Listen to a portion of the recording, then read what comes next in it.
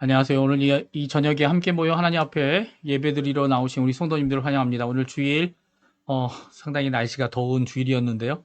그럼에도 불구하고 오늘 기억하시고 하나님 앞에 예배드리신 모든 성도님들에게 또 하루를 주님 원하시는 귀한 주일 성수로 주님께 첫 시간과 그리고 끝 시간을 이렇게 함께 모여서 예배로 하나님 앞에 나오시는 우리 성도님들을 환영하고요. 또 오늘 저녁에 저희들이 함께 찬양하고 함께 기도하고 하나님의 말씀을 들을 때 주님께서 주시는 귀한 도전의 말씀, 또 우리에게 주시는 귀한 은혜의 말씀 함께 누리시는 우리 성도님들 되셨으면 합니다.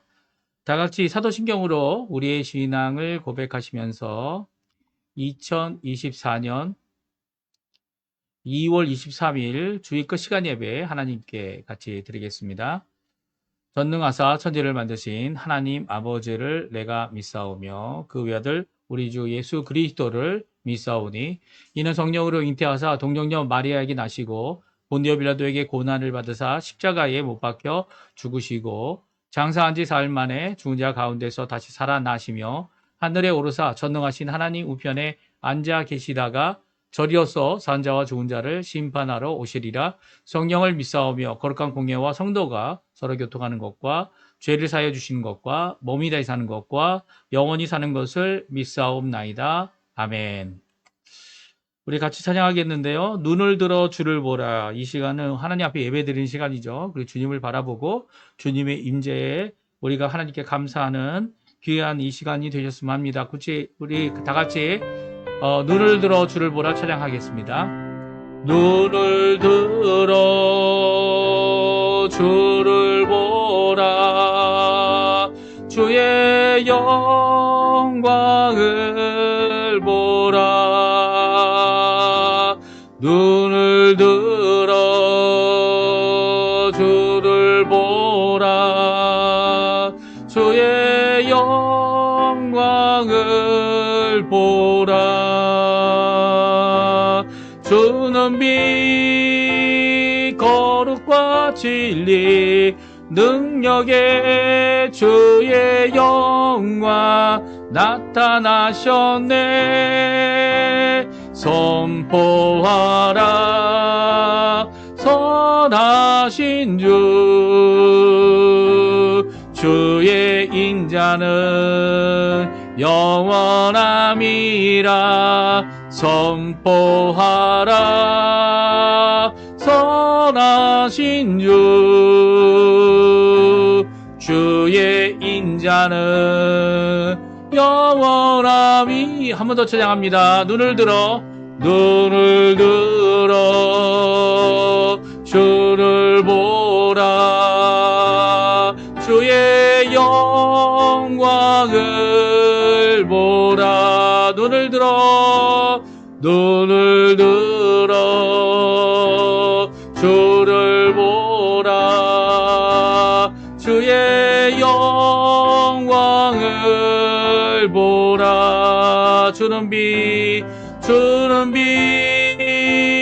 거룩과 진리 능력의 주의 영광 나타나셨네. 선포하라 선하신 주. 주의 인자는 영원함이라. 선포하라 선하신 주. 주의 인자는 영원함이라. 아멘. 우리 다음 찬양 여호와께 돌아가자 찬양인데요. 제이어스 그리고 또 다른 찬양팀이 하나님 앞에 찬양하는 곡입니다. 오늘 이 찬양으로 우리가 주님을 떠났다면 주님 앞에 돌아오는 귀한 회개로 돌아오는 귀한 자리 되었으면 합니다.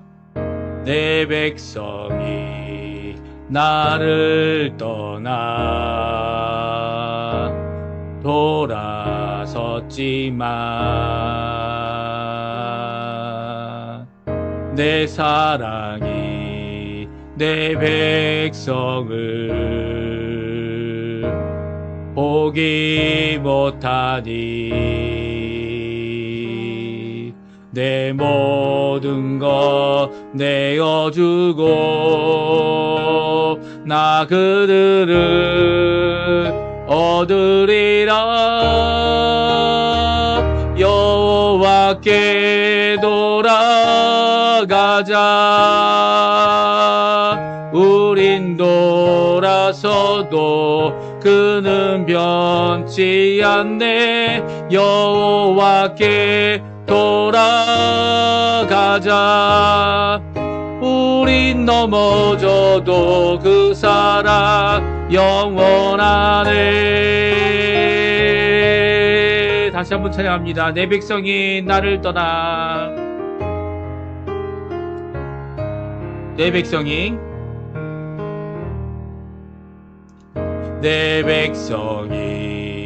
나를 떠나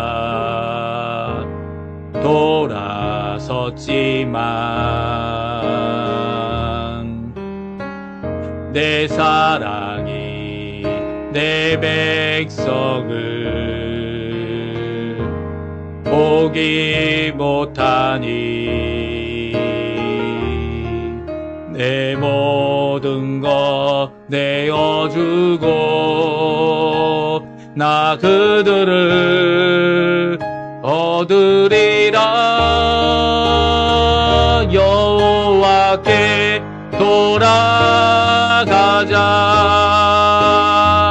우린 돌아서도 그는 변치 않네. 여호와께 돌아가자. 우린 넘어져도 그 사랑 영원하네. 사랑은 오래 참고 자신을 내어주네. 서로 사랑할 때 세상은 주보네. 사랑은 절대 지지 않네. 사랑은 오래 참고 자신을 내어주네. 서로 사랑할 때 세상은 주보네. 사랑은 절대 지지 않네. 여호와께 돌아가자. 우린 돌아서도 그는 변치 않네. 여호와께 돌아가자. 우린 넘어져도 그 사랑 영원하네. 여호와께 돌아가자. 여호와께 돌아가자. 우린 돌아서도 그는 변치 않네. 여호와께 돌아가자. 우린 넘어져도 그 사랑 영원하네. 아멘. 주님의 사랑은 영원합니다. 오늘 그 사랑이 우리를 주님께로 돌이키고 여호와께로 돌이키고 또 주님 앞에 그 나아갈 수 있도록 우리에게 길을 열어 주십니다. 우리 함께 합심하여 기도하는 시간 갖겠는데요. 짧지만은 이 기도하는 시간을 통해 우리 조국을 위해 또 조국에 있는 한국 교회를 위해 또 이 아르헨티나를 위해 또 이 아르헨티나에서 선교하시는 우리 선교사님들 또 스리랑카에서 선교하시는 귀한 선교사님 전 선교사님을 위해 기도해 주시고요. 어느 곳에 있든지 주의 복음을 전하는 귀한 하나님의 사람들, 하나님의 예수 그리스도의 제자들, 그들이 전하는 말씀이 이렇게 주께로 돌이키는 큰 사랑을 느낄 수 있도록 하나님의 그 사랑, 우리를 절대 포기하지 않는 그 사랑, 그 사랑에 돌아오는 회개하고 주께로 돌아오는 귀한 역사 있게 해달라고 주의 부흥의 날을 간구하는 귀중한 이 시간이 되었으면 좋겠어요. 같이 하나님 앞에 간절히 오늘 이 찬양과 같이 하나님 앞에 기도하는 이 시간 되었으면 합니다. 같이 기도하겠습니다.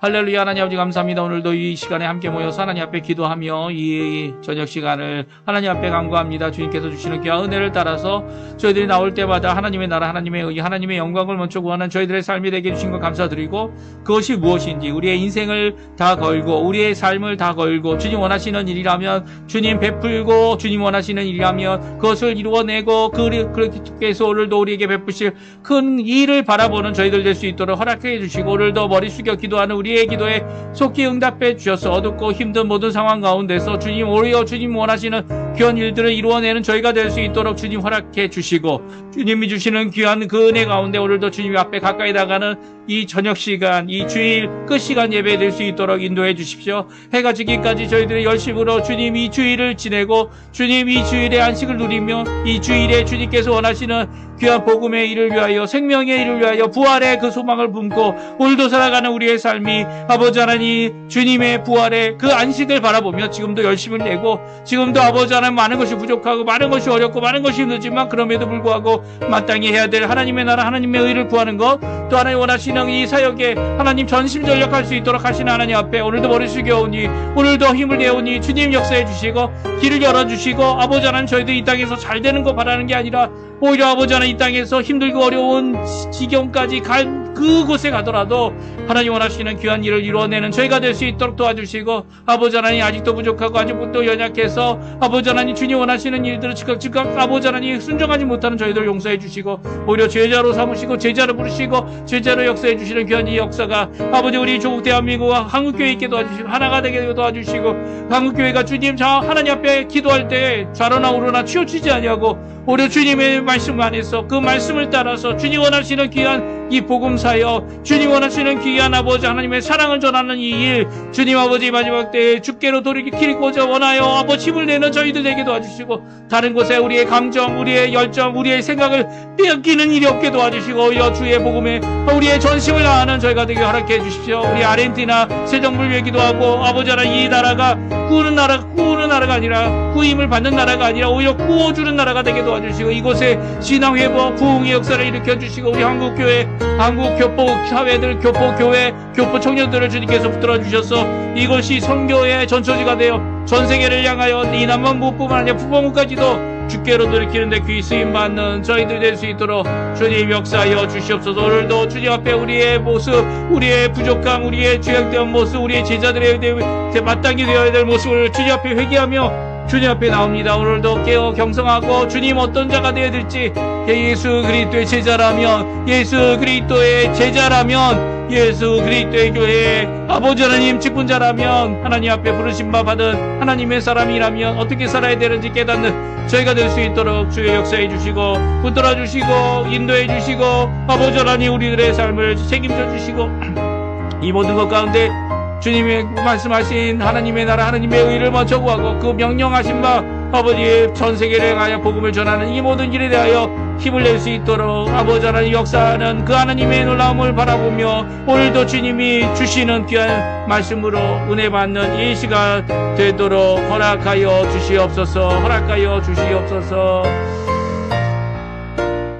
예, 다 같이 우리 성경 봉독하겠습니다. 성경 봉독 누가복음 6장 20절에서 26절까지 말씀 같이 읽겠습니다. 성경 누가복음 6장 20절에서 26절까지 말씀입니다. 우리 성경 말씀 화면에 나오는데요. 우리 같이 읽습니다.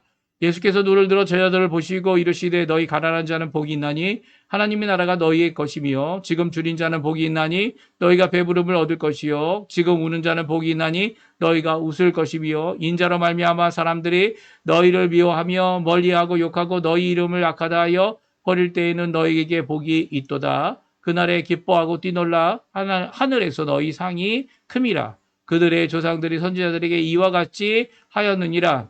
그러나 화 있을진저 너희 부유한 자여, 너희는 너희의 위로를 이미 받았도다. 화 있을진저 너희 지금 배부른 자여, 너희는 줄이리로다. 화 있을진저 너희 지금 웃는 자여, 너희가 애통하며 울리로다. 모든 사람이 너희를 칭찬하며 화가 있도다. 그들의 조상들이 거짓 선지자들에게 이와 같이 하였느니라. 아멘. 오늘 이 저녁에 함께 나와 하나님 앞에 기도하시고 또 말씀 읽고 또 찬양하고 하나님 앞에 예배드리시는 귀한 우리 성도님들에게, 우리 제자들, 예수님의 제자들에게 주시는 귀한 은혜, 귀한 기쁨, 귀한 복이 가득한 귀한 이 시간 되시기를 간절히 축원드립니다. 사실 주님께서 오늘 저희가 읽었던 평지설교의 시작을 하는 누가복음 20장, 누가복음 6장이죠. 6장에 있는 말씀을 같이 읽게 되는데요. 그렇게 평지설교는 산상보험과 비교해가지고 예수님께서 하신 이 산상보험과 비교해 볼 때 그렇게 길지 않습니다. 오히려 한 장도 안 돼요. 한 장도 안 되고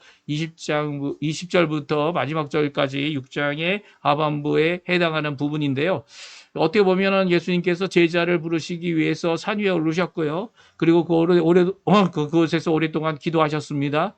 그리고 기도하시며 저녁을 밤을 새며 기도하신 후에 그 다음날 아침에 12사도를 세우셨죠. 제자들을 부르셨을 때 모든 제자들이 나왔고요. 그리고 또 12제자를 뽑으셔서 그들을 사도라 이렇게 명하셨어요. 그러고 나서 이제 평지로 내려오셨는데, 산에서 내려오셨는데 평지 이렇게 평평한 곳에 많은 사람들이 오게 됩니다. 제자의 무리들이 거기에 있었고요. 또 그 제자의 무리들뿐만 아니라 이 무리들, 그러니까 예수님의 교훈을 듣기 위하여 멀리서 두로와 시돈, 각 북쪽이죠. 북서쪽에 있는 해변가에 있는 이 두 도시, 큰 도시들이죠. 이 페니키아라고 해가지고 어떻게 보면은 모든 이 해상 무역의 중심지가 되었던 그곳인데요. 그곳으로부터도 예수님을 만나기 위해, 왜 만나러 왔습니까? 예수님께서 하셨던 사역, 가르침의 사역과 병 고치고 귀신을 쫓아내는 이 모든 사역을 능력으로 이루시는 것을 듣고 병자들이 왔고요. 또 말씀을 배우기 위해 왔고요. 또 예수님 앞에 나왔습니다. 근데 예수님께서는 이제는 다른 입장을 갖고 계시죠. 왜냐하면 모든 사람들이 다 나왔다고 이게 표현되어 있지만 이미 마음들이 갈려지기 시작했습니다. 예수님을 구주로 인정하고 믿는 자들이 있는가 하면 그들이 바로 제자들이, 참 제자들이죠.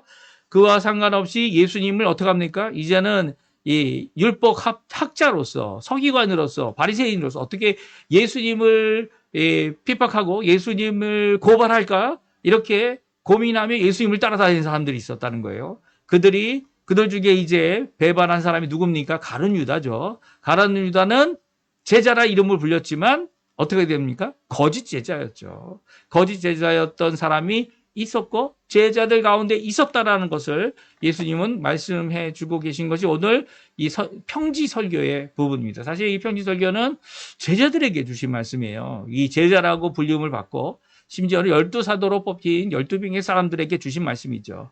이 가운데 이 사실은 예수님을 따라가는 것도 제자 되는 것도 우리 힘으로 되는 건 아니지 않습니까? 우리를 부르시고 우리를 친히 우리의 죄로부터 사해 주시려고 예수님께서 십자가에 달려 죽으셨고요.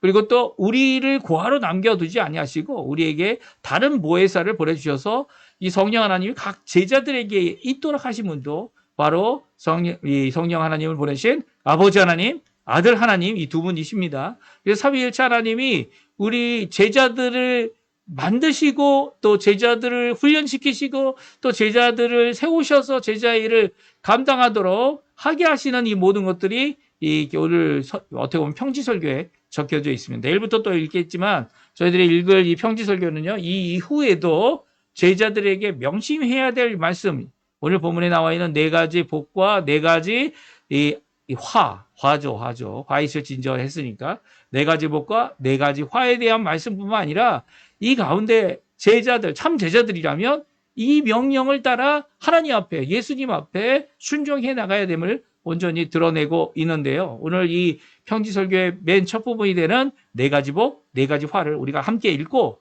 그리고 또 제자들에게 주신 것이 무엇인지를 살펴보면서 그 명령과 그 교훈과 내가 참 제자인가? 내가 지금 상황 가운데, 지금이라는 이 상황 가운데서 제자의 길을 제대로 걷고 있는가? 고민하는 이 시간이 되시고요. 또 예수님의 제자로서 하나님이 원하시는 귀한 은혜의 삶을 살아낼 때 진짜 이 세상의 모든 것들이 변화되죠.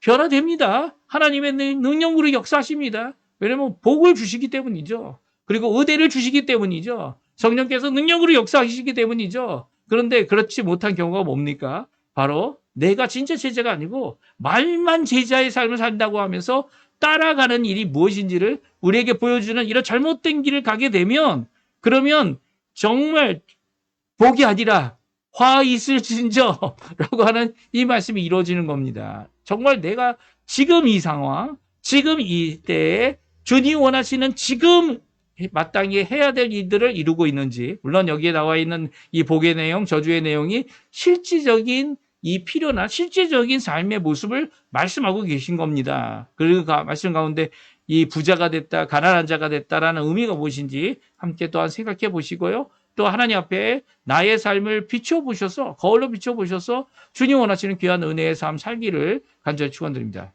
이 평지설교 제자들에게 주신 말씀인데요. 처음 복과 저주의 말씀을 하시면서 이 시작되고 있어요. 그래서 네 가지 화가 담겨져 있는 것이 이 약속된 이 말씀이다. 이렇게 생각할 수 있습니다. 근데 이것이 좀 비슷해요. 어느 것과 비슷합니까? 예.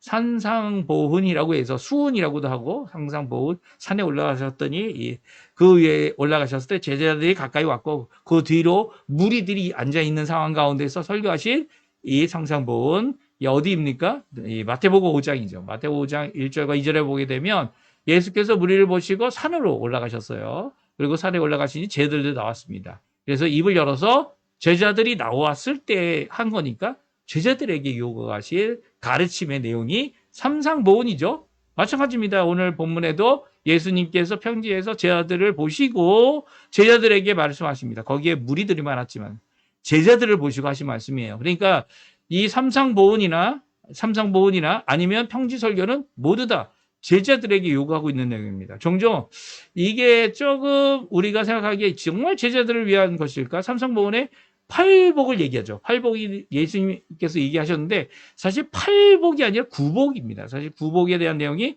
요 3절에 심령이 가난한 자, 4절에 애통한 자, 그리고 5절에 온유한 자, 또 의에 줄이고 목마른 자, 6절에 여기까지 4번이죠. 또 7절에 긍휼히 여기는 자, 마음이 청결한 자, 화평케 하는 자, 그리고 의를 위하여 핍박받는 자. 그래서 이게 팔복이죠. 10절까지 해서 팔복입니다. 팔복의 내용이 적혀져 있다는 것인데요. 거기에 보게 되면 이 팔복으로 끝나는 게 이 팔복이 아니죠. 팔복은 그것으로 끝나지 않습니다. 9번째 복이 있어요. 9번째 복은 어떻게 보면 10번째 복이 반복된 것이다. 이렇게 생각하는 사람도 있고요. 왜냐하면 여태까지 말씀하신 것의 내용을 보게 되면 이 3절부터 이 10절까지의 내용이 모두 다 그들의 것이다. 그들이 위로를 받는다. 그들이 땅을 받는다. 그들이 이 배부를 것이다. 그들이 이 긍휼히 여김을 받을 것이다. 그들이 하나님을 볼 것이다. 그들이 하나님의 아들이라 그럴 것이다. 그리고 천국이 그들의 것이다. 라고 하여서 그들을 얘기합니다. 아니 제자들에게 말씀하시면서 그들에 대한 이야기를 하고 있다는 것 자체가 조금 이제 어떻게 보면 범위가 넓어지기 때문이죠. 그러니까 모든 일반적인 사람들에게도 이 무리에게도 주고 있는 말씀이 이것 아니냐 이렇게 주장할 수 있어요. 그리고 또 그렇게 이해하는 것도 문제가 되지 않아 보입니다. 왜냐하면 그들에게 주신 거니까. 그들 누굽니까? 긍휼히 여기는 누구든지 그들은 긍휼히 여김을 받는다. 왜요? 복이 있으니까. 그런데 10절 다음에 11절과 12절은 전혀 다릅니다. 11절, 12절 마태복음 5장 11절, 12절 같이 읽어보죠. 나로 말미암아 너희를 욕하고 박해하고 거짓으로 너희를 거슬려 모두 악한 말을 할 때에는 너에게 복이 있나니 기뻐하고 즐거워하라. 하늘에서 너에게 상이 큼이라. 너희 전에 있던 선지자들도 이와 같이 박해하였느니라 라고 해서 9번째 복을 이야기하고 그리고 명령을 줍니다. 기뻐하고 즐거워하라. 이 명령을 주고 이 팔복이 끝나죠. 우리가 종종 얘기하는 팔복을 얘기합니다. 근데 이 9번째 복은요. 일반적인 게 아니에요. 그렇죠. 누구에게 말하고 있습니까? 지금 제자들이 앞으로 나왔잖아요. 예수님의 산이 있는데 나왔잖아요. 그 제자들에게 너희들 하면서 너희들이 받고 있는 지금 어떤 상황이든 간에 어떤 때든 간에 너희들을 욕하고 박해하고 거짓을 거슬려 모두 악한 말을 할 때에 너에게 복이 있다라고 말씀하십니다. 이것은 이제 의를 위하여 핍박받는 일이겠죠. 또 예수님 때문에 핍박받는 일이다 말씀하고 있어요. 누구로 말미암아요? 나로 말미암아. 예수님으로 말미암아. 예수님의 제자들이 핍박받는 것, 어려움을 당하는 것, 박해를 당하는 것, 그리고 거슬려 말해서 난 그러지 않았는데 나는 정직하고 거짓이 없는데 거짓으로 오히려 나를 이 해코지라는 모든 일이 있을 때 오히려 기뻐하라는 거죠. 즐거워하라는 거죠. 하늘에서 너희의 상이 크기 때문이다. 왜요? 진짜 선지자들을 이렇게 너희 이 선조들이 핍박했기 때문이에요. 박해했기 때문이에요. 그들이 진짜 선지자인 것을 아는 방법은 말씀을 전하다가 말씀을 전했는데 그 말씀을 받기보다는 이 받게 하는 이 상황을 말씀하고 있죠. 이 부분은 바로 이 평지설교에 확대되어 나와 있는 네 가지 법, 네 가지 화에 대한 말씀이라고 생각할 수 있어요. 왜냐하면 이 네 가지 복, 네 가지 말씀은 네 가지 화는요, 네 가지 대칭 구조를 이루고 있죠.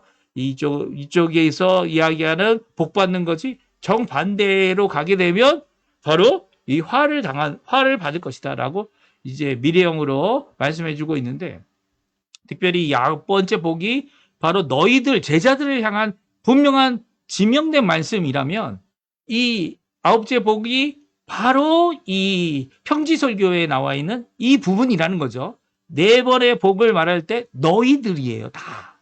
그리고 화 있을진저 너희들 배부른 자들, 부자들, 너희들 이제 지금 기뻐하는 자들, 이 너희들, 이 다 너희들이에요. 그래서 어떻게 보면 팔복이 아닌, 예, 삼성보원의 팔복이 아닌, 뭐 팔복이 있는 말씀도 똑같이 비슷한 말씀이 있지만 이렇게 일반화된 말씀이 아니라 이 제자들에게 주고 있는 말씀이 바로 이 평지설교의 부분이라는 거죠. 평지설교는 어떻게 보면 이 하나님이 이 이스라엘 백성을 어떻게 합니까? 데리고 나오죠.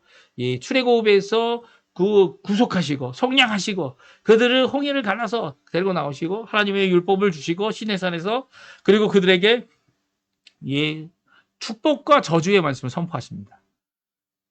무슨 말씀이에요? 그들에게 율법을 제정해 주셔서 그들의 언약의 백성을 만들어 주시죠. 이 언약의 백성을 만들어 주신 건 시내산에서의 일인데요. 그들을 가나안 땅에 들어가게 되면 이 그림신산이 있고 에벨산이 있는데, 그 가운데서 에벨산에 이 제단을 세우고 예배를 드리고 그리고 선포하라라고 한 것이 무엇입니까?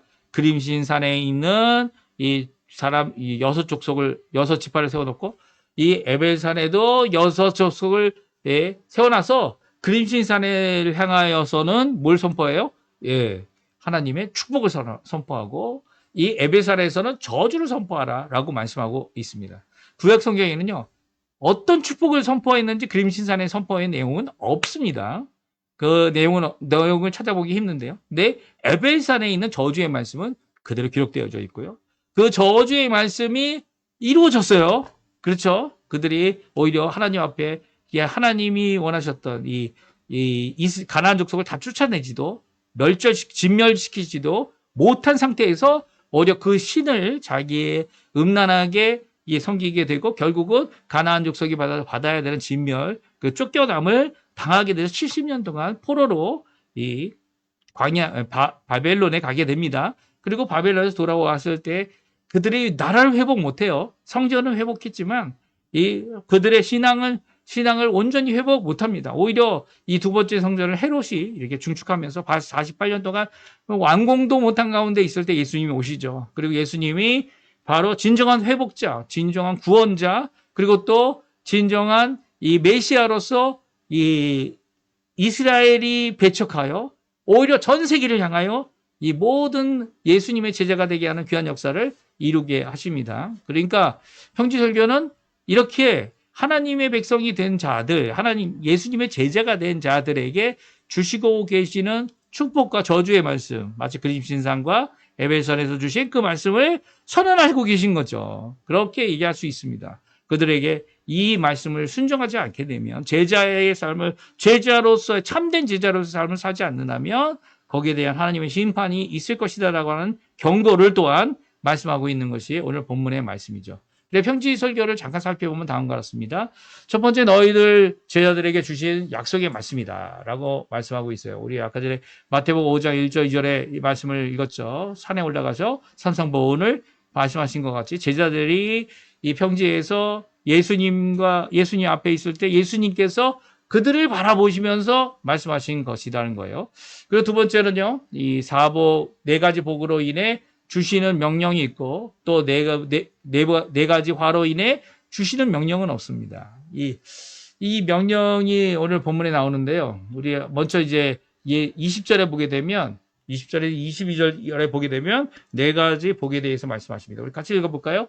예수께서 눈을 들어 저희들을 보시고 이르시되 너희 가난한 자는 복이 있나니 하나님의 나라가 너희 것이며 지금 줄인 자는 복이 있나니 너희가 배부름을 얻을 것이요 지금 우는 자는 복이 있나니 너희가 웃을 것이며 지금 인자로 말미암아 사람들이 너희를 미워하며 멀리하고 욕하고 너희의 이름을 악하다 하여 버릴 때에 너에게 복이 있도다. 아멘.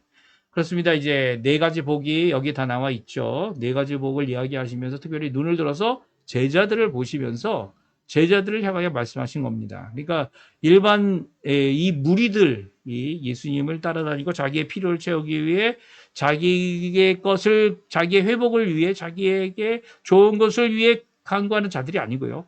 자기의 것을 다 버리고, 제자가 누굽니까? 이 네 명의 제자들, 처음 제자들은 배를 버리고 배에 있는 그물도 버리고 그 아버지도 버리고 그 예수님을 따랐죠. 네 명의 제자들. 또 누가 또 제자가 됐죠? 예, 마태가, 레위 마태가 제자가 됐습니다. 그때도 그가 가진 것을 모두 버리고 세관으로부터 나와 버렸어요. 세관에서 중직을 맡았던 것 같아요. 아니면은 세관에서 아텐데 하는 가장 말직을 맡았다 이렇게 할 수도 있는데 분명히 세관에 있는 세리였습니다. 예수님께서 부르시니까 세관의 일을 다 버리고 그가 나옵니다. 예수님을 초대해서 자기의 음식, 자기의 제사를 가지고 이 세리들을 또 모아 함께 잔치하죠. 그리고 주께 돌아오는 일에 대하여 이 하나님 앞에 귀한 인정을 받습니다. 그러니까 이 돈이 있다 없다가 가난하고 부유하다는 측정을 하는 것이 아니라는 것을 오늘 알 수 있어요. 가난한 자는 누굽니까? 가난한 자는 돈이 많건 적건 간에 오히려 하나님께 부유하지 못한 자가 가난한 자죠. 여기서 가난한 자라는 것은 하나님의 도움 없이는 살 수 없음을 인정하는 사람을 얘기합니다. 특별히 가난하다는 것은 없다는 거, 궁핍하여 아무것도 없다는 거예요. 없는 사람이고 이 궁핍한 사람이 바로 줄인 자이고 이 궁핍한 사람이 울 수밖에 없는 거고 또 궁핍한 사람으로서 살아가면서도 이 궁핍한 이유가 있죠. 궁핍한 이유가 자신이 게을러서 자신이 일을 하지 않아서 궁핍해진 것이 아니라 오히려 예수님을 따라가느라고 예수님의 제자가 되어서 다른 모든 생계를 제쳐놓고 예수님만 따라가는 일을 전심으로 하기 때문에 그들이 가난해진 거죠. 그러니까 오늘 여기 나와 있는 가난한 자들은 제자인 자들인데 소유가 없는 자들, 대부분의 제자들이죠. 아주 특정한 사람들, 이 마태라든지 아니면 또 세리였던 이 삭개오라든지 이런 사람들을 빼놓고는 뭐 예를 들어서 부자, 요셉이라고 하는 사람도 있었죠. 그 사람들을 빼놓고는 가난한 사람들이었어요. 다 가난한 사람이었고 가난한 가운데서 또 하나님 앞에 예수님을 따라가겠다고 또 이제 제쳐놓고 주님을 따라가는 일을 이루는 일을 보게 되면 우리가 이 땅에 살아가는 동안 우리가 가난한 것을 해결하기 위해서 이 일을 하고 수고하는 일이 필요한 것이 아니다라는 것을 얘기해 주고 계십니다. 이게 조금 어려워요. 그렇죠? 가능하면 이 사도 바울처럼 또한 가능하면 일할 수 있을 때 일하는 것도 나쁘지 않습니다. 하지만 일하여 가진 것으로 누구에게 부유해야 된다고요? 하나님께 부유해야 돼요. 부유한 자, 부자는 뭡니까? 자기만 부자고 이 나사로와 부자에게 말씀하신 비유의 말씀처럼 그 말씀이 어떻습니까?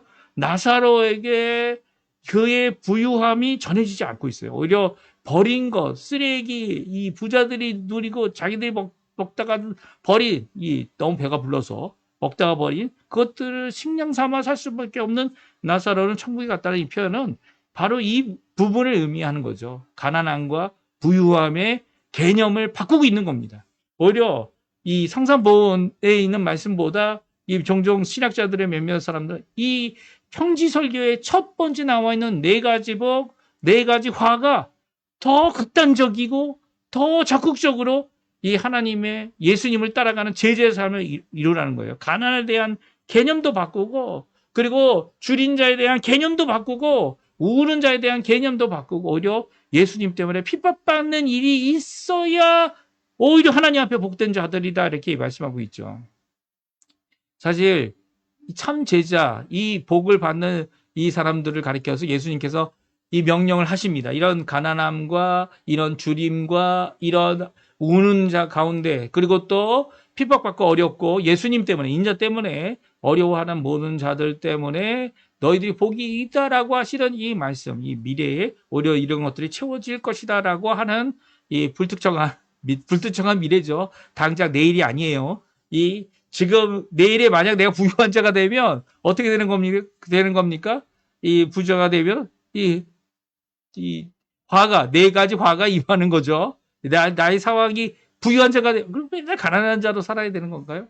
하지만 가난한 자가 부유하게 될 때 특별히 이렇게 참 제자의 길을 가는 사람들은 부유함이 걸림돌이 되지 않습니다.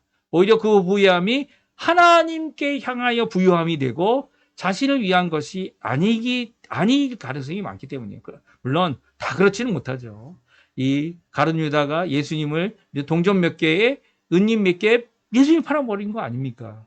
그렇게 살 수밖에 없었던 그 이유가 가난했기 때문이다. 그리고 내가 가질 수 있는 이 보화를 챙기려고 하는 그런 모습이 참으로 악하다. 그리고 참된 제자가 되지 못한 것이죠. 그를 가리켜 거짓 제자라고 얘기할 수 있고, 오늘 이 본문의 말씀은 바로 참된 제자에 대한 말씀을 하십니다. 왜냐하면 23절에 다음과 같이 명령하고 있어요. 이런 가난함과 주림과 눈물 흘림과 벽해를 받는 자들에게 다음과 같이 명령합니다. 우리 23절 말씀 같이 한번 읽어보겠습니다. 같이 있습니다. 그날에 기뻐하고 뛰노라.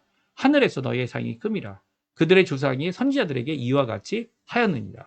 이 선지자, 거짓 선지자가 아닌 참 선지자, 예수님께서 보내시고 또 하나님의 영으로 감동받아 이 구약 성경을 기록할 뿐만 아니라 또 구약 성경을 기록하지 않았더라도 백성들에게 복음의 말씀, 주께 돌아오라, 회개하라, 여호와께로 돌아가자, 이렇게 선언한 참 선지자들은 이렇게 어려움을 당했다는 거예요. 가난함, 주림, 그리고 또 더 나가서는 이 눈물 흘림, 그리고 또 더 나가서 이 고통과 아픔의 박해를 받았던 그들이 진짜 선지자였죠. 그러니까 제자들에게 이 말씀하는 것이 무엇입니까? 내가 지금 상황이 어렵고 지금 당장 힘들고 어려워도 지금 당장 이 힘들고 어려움의 이유가 바로 예수님을 따라가는 참된 제자의 길을 걷고자 하여 겪는 것이라면 그것은 참된 제자의 삶을 사는 자로서 이 두 가지 명령이죠. 기뻐하라 라는 명령입니다. 이 일로 인해 기뻐해야 되고 또 기뻐서 뛰어라. 막 파죽파죽 뛰라는 거죠. 이렇게 뛰노는 이유가 뭡니까? 하늘에서 너희 상이 크다라는 겁니다. 하늘에서 하늘나라의 보화가 쌓이고 하늘에서 하나님께서 위로가 있게 될 것이고 또 하나님께서 그러니까 진짜 제자는요. 선지자와 같이 끝까지 죽기까지 하늘에 대한 소망을 본 거. 그러니까 제가 이제 앞에는 불특정하다고 말씀드렸잖아요. 이 미래에 대한 불특정. 이제 부자가 되고 이제 이 배가 부르게 되고 눈물을 흘리지 않게 되고 궁극적으로 바라야 되는 것은요. 하늘에서 바라야 된다는 거예요. 그러니까 하나님의 나라에 가서 받을 것을 기대하고 이 땅에서가 아니라 하나님의 나라에서 받을 것을 기대하고 살아가는 특별한 예수님의 제자가 되어야 된다는 거죠. 예수님은 평생 자신을 위해 무엇을 쌓아두지 않으셨어요. 오히려 예수님께서 옷 한 벌 거치지 않으시고 십자가에서 달려 죽으셨죠. 그것은 우리에게 큰 교훈을 주고 있습니다. 뭐 한 벌 더 있다, 한 벌 덜 없다. 그것으로 인해 우리가 하나님의 일을 하지 못한다? 이 말이 안 되는 거죠. 오히려 가난할지라도 그리고 없을지라도 핍박이 있을지라도 그 핍박이 오히려 그 사람이 선지자 혹은 제자임을 드러내는 것이다. 진짜라는 것을 드러내는. 그래서 이 입장에서 네 가지 복이 진짜의 제자의 삶이라면 네 가지 저주의 말씀은 거짓 제자들에 대한 말씀이에요. 그래서 이 거짓 제자들에게는 예수님께서 어떤 명령도 내리지 않으시죠. 그 이유가 뭡니까? 진짜 아니니까. 예수님을 따라가는 자들이 아니니까. 자신의 배를 채우고 자신이 부유한 상태에서 조금 도와주는. 이게 진짜 제자의 삶이 아니죠. 진짜 제자의 삶은 예수님을 위해서 모든 것을 다 버리는 겁니다. 버리는 거예요.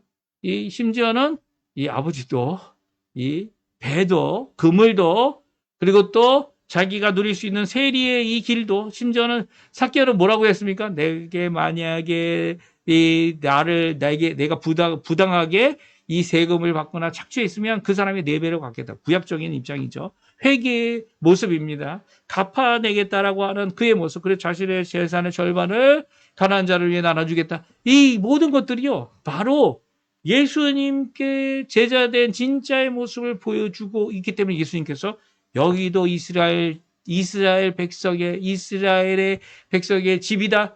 이곳에 하나님의 하나님께 돌아오는 참 백성의 모습이 여기에 있다라고 말씀하신 거 아닙니까? 삭개오에게. 예, 그리고 그가 진짜 제자의 길을 걸었던 것을 말씀하시죠.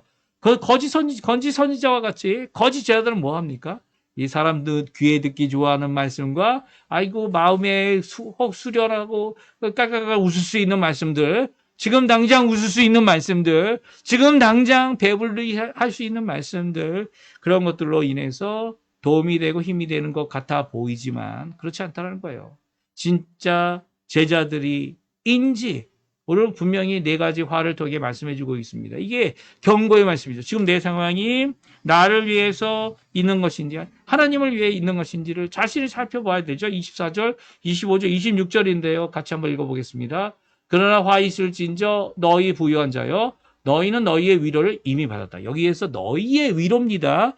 이 부유함이 누구의 위로가 된다고요? 하나님께 위로가 됩니까? 교회에게 힘이 됩니까? 아니요. 너희의 위로예요. 너희의 도움이고 그러면 이미 받았기 때문에 하늘에서 받을 상이 없죠. 부유한 자에게 화만 있을 뿐입니다. 하늘에서는. 25절도 마찬가지입니다. 화 있을진저 너희 지금 배부른 자여 너희는 줄이리로다. 화 있을진저 너희 지금 웃는 자여 너희가 애통하며 울리로다. 예, 모든 사람이 너희를 칭찬하면 화가 있도다. 그들의 조상들이 거짓 선지자들에게 이와 같이 하였느니라. 거짓 선지자, 거짓 제자들이죠. 누구를 위해서요? 나를 위해서, 나의 위로를 위해서, 내가 배부르기 위해서, 내 배를 위해서, 그리고 나의 이 좋은 컨디션을 위해서 웃을 수 있는, 이 웃는 것도요, 이 사실은 여기에서 웃는다는 표현은 자신이 웃는 거죠. 웃을 수 있어요. 위로가 있는데요. 도움이 있는데요. 웃죠. 예. 이 기쁨을 갖는 것이 이게 우리가 갖고 있는 소유 때문에 웃고 환경 때문에 웃는다면 거짓 선지자일 가능성이 많고 거짓 예수님의 제자일 가능성이 많습니다. 왜냐하면 요 뒤에 앞에 나왔던 이 명령의 말씀이죠. 이 명령의 말씀은 그날에 그리고 어떤 때입니까? 내가 가난할 때에 내가 배고플 때에 내가 눈물 흘리고 있고 이 통곡할 때에 그리고 내가 박해를 받고 있을 이 날을 얘기하고 있지 않습니까? 23절에 그날에 오히려 기뻐하라라고 하고 있는데 기뻐할 수가 없는 거잖아요. 그래서 명령하시는 거죠. 사실 이 기쁨은요. 우리가 우리 스스로 기뻐할 수 있는 환경이 아닌데 예? 가난해서 모든 것이 없어서 이 정말 기뻐하고 뛰놀 수 없는데 기쁨이 생긴다는 거예요. 그건 내 기쁨이 아니에요. 이것도 여기 기뻐하라라고 하는 명령인데요. 수동태로 되어 있습니다. 기뻐하는 게 어떻게 수동태가 될 수 있죠? 기뻐함을 받기 때문이죠. 예수님으로 인해 기뻐하기 때문이죠. 예수님 안에서 기뻐하기 때문이죠. 다른 이유가 내게 기쁨을 주지 않아요. 예수님이 기쁨을 주시는 거죠. 예수님의 제자가 됨으로 참된 제자의 길을 가는 사람은요. 예수님으로부터 주시는 기쁨을 누리는 자라는 거예요. 그래서 그 기쁨 때문에 정말 미친 거죠. 너 지금 이 상황, 지금 이 상태, 네가 기뻐할 수 있는 상황이야? 아니잖아. 좀 어떻게 좀 해봐. 통성기도 하고 통곡으로 기도하고 눈물로 기도하고 금식기도 한번 해봐. 이 상황을 벗어나야지. 라고 예수님께서 말씀하지 않으셨어요. 오히려 지금 너 예수님의 제자의 길을 가는 너 지금 가난한 너 지금 배고픈 너 지금 눈물 흘리고 통곡할 수밖에 없는 너 지금 박해를 받고 예수님 때문에 환영받지 못하는 너가 진짜 제자다. 그러니까 나로 인해서 너가 기뻐하고 내가 주는 기쁨을 너가 받으라 라는 명령을 오늘 해주고 계십니다. 그래서 네 가지 화를 얘기하죠. 이 자기가 갖고 있는 환경, 자기가 갖고 있는 좋은 것 때문에 웃을 수밖에 없는 자들에게 예수님은 경고의 말씀을 하고 있는 것. 너 진짜 내 제자야? 거짓 선지자들과 같아. 그렇다면 거짓 제자들인 거죠. 이것은 우리에게 큰 경고를 줍니다. 내가 갖고 있는 어떤 상황 때문에 내가 좌지우지 되는 게 아니고요. 내가 어떤 상황이든 있던 간에 오히려 예수님의 길을 가고 있다면 진짜 제자의 길을 가고 있는 거죠. 근데 그것을 알 수 있는 방법이 뭡니까? 가난해지고 주림을 받고 그리고 그것으로 인해 내가 고통당하고 있다면 근심하고 있다면 걱정하고 있다면 그것은 진짜 제자의 길을 가고 있지 않다라는 거예요. 이게 어떻게 보면 이 말씀 그대로 우리가 이렇게 읽고 이렇게 생각을 해보면 내가 지금 당하고 있는 상황이 어떤 것인가? 내가 갖고 있는 이 어떤 소유에 내 마음이 끌리고 내 마음이 그것에 집중되고 있다면 다시 한번 생각해 봐야 돼요. 다시 한번 나 자신을 살펴봐야 되죠. 형제설교는 이 네 가지 복, 네 가지 화로 시작하고 있어요. 진짜 제자들이냐? 아니면 거짓 제자들이냐? 거짓 제자가 있을 수 있다는 겁니다. 물론 조금이겠죠. 조금이길 바랍니다. 진짜 제자의 길을 가는 자들은 하나님께 부유한 자이고 진짜 소망, 하늘의 소망을 본 거. 하늘의 이 보화를 쌓아 놓아야 되는 거 아닙니까? 쌓아 놓는 자들이라는 것이죠. 오늘 이 말씀 기억하시면서 이번 한 주간 내가 걱정하는 일이 뭔가. 물론 모든 하나님이 주신 생업 잘 돼야 합니다. 그런데 먹고 마실 정도만 있으면 되는 거 아닙니까? 오히려 그 생업으로 주의 복음을 전하는데 힘써야죠. 힘써야죠. 오히려 이런 제자의 삶, 주께 나아가 사는 삶, 이 환경에 좌지우지하지 않냐고 주님께 영광 돌리는 삶을 사시는 우리 성도님들 다 되셨으면 좋겠습니다. 이게 주께 가오니 같이 찬양하고 우리 제가 축도하고 우리 끝 시간 예배 마치도록 하겠습니다. 같이 찬양하겠습니다. 주께 가오니 날 새롭게 하시고 주의 은혜를 베풀어 주소서 부어 주소서. 주께 가오니 날 새롭게 하시고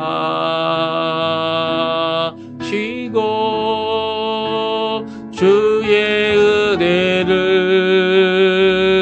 부어 주소서.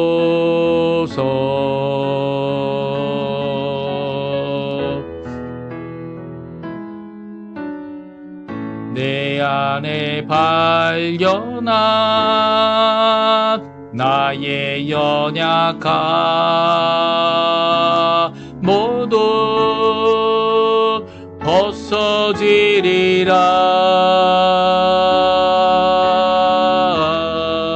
주의 사랑으로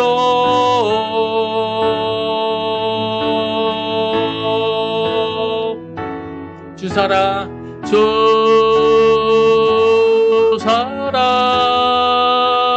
나를 붙드시고